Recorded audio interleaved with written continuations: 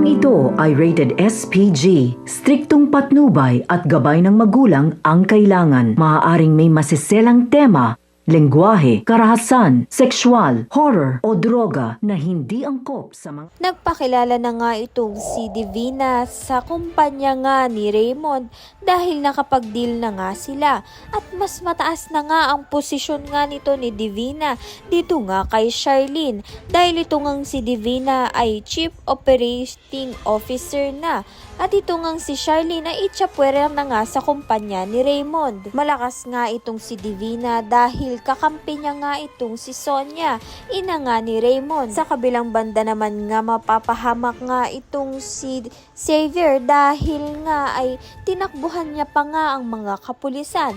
Madadagdagan patuloy nga ang kanyang kaso dahil pinagtataguan niya nga ang mga kapulisan. Ngunit nadamay nga lang siya sa nagbebenta nga ng ipinagbabawal na gamot.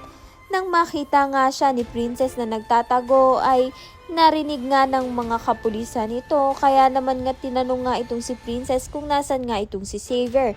Hindi naman sasagot itong si Princess at hindi niya nga ituturo ang kanyang kaibigan upang maproteksyonan na ito.